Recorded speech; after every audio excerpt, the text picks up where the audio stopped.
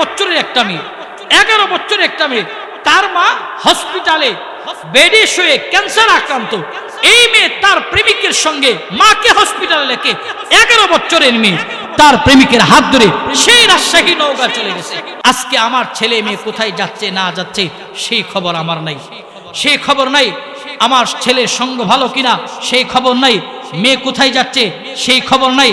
আজকে আপনারা অনেকে দেখেছেন তথ্য প্রযুক্তির কল্যাণে যে 11 বছরের একটা মেয়ে, 11 বছরের একটা মেয়ে, তার মা হসপিটালে বেডে শুয়ে ক্যান্সার আক্রান্ত। এই মেয়ে তার প্রেমিকের সঙ্গে মাকে হসপিটালে রেখে 11 বছরের মেয়ে তার প্রেমিকের হাত ধরে সেই রাজশাহী নওগাঁ চলে গেছে। আফসোসের পরিতাপের বিষয় প্রিয় ভাইয়ের আমার, আমার ছেলে মেয়ে আজকে কি করছে না করছে এই খবর না রাখার কারণে আমাদের সন্তানগুলি আজকে এরকম হচ্ছে।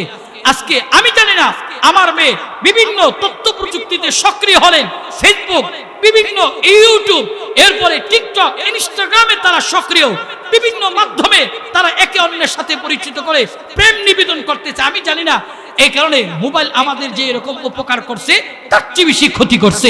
প্রিয় ভাইরা আমার, আফসোস নিয়ে বলতে হয় আজকে 3 বছরের একটা বাচ্চাকে খাওয়াইতে গেলে নাটক সিনেমা দিতে হয়।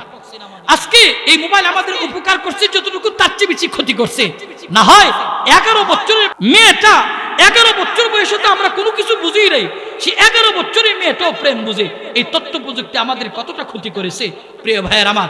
এই কারণে এখন থেকে যারা গার্ডিয়ান আছেন সচেতন হন, সচেতন হন, আর সন্তান বালেগ হওয়ার সঙ্গে সঙ্গে বিয়ে দেওয়ার চেষ্টা করেন।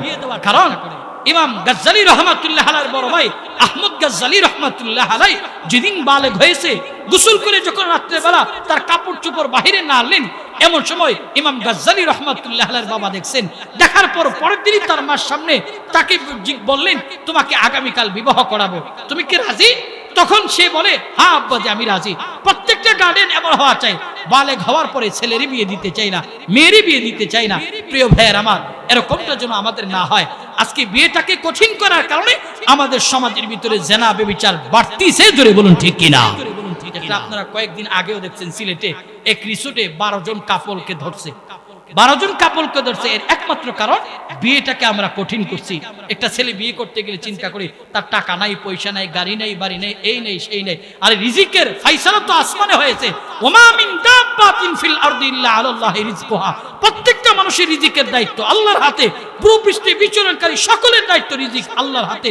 আপনি টেনশন করার দরকার কি? আপনার সন্তানের বয়স হয়েছে, বিয়ে করাই দেন, মেয়েটার বিয়ে দিয়ে দেন। কিন্তু না, আমরা বিয়েটাকে আজকে কঠিন করছি। সন্তানরে আমরা মহারণা ধার্য করি 5 লক্ষ টাকা, 10 লক্ষ টাকা মহারণা সে দিতে পারবে কিনা এই চিন্তা করি না। না, বিয়েটাকে সহজ করতে হবে, তাহলে আমাদের সমাজে জেনা ব্যভিচার বন্ধ হবে। আমাদের সরকারি আইনে তো ছেলের 20 বছর, মেয়ের 18 বছর। আমি মনে করি এখনকার এই সময়ে ছেলের 18 বছর, মেয়ের 15 বছর করার দরকার, জোরে বলুন ঠিক কিনা? তাহলে জেনা ব্যভিচার আমাদের কমবে। ভাইয়ের আমার, অতএব সচেতন থাকবো। গার্ডিয়ান যারা ছেলে মেয়ে কোথায় যাচ্ছে না যাচ্ছে তাদের সঙ্গ ভালো কিনা দেখবো। আল্লাহ পাক আমাদেরকে কবুল করুক, সকলে বলুন আমিন।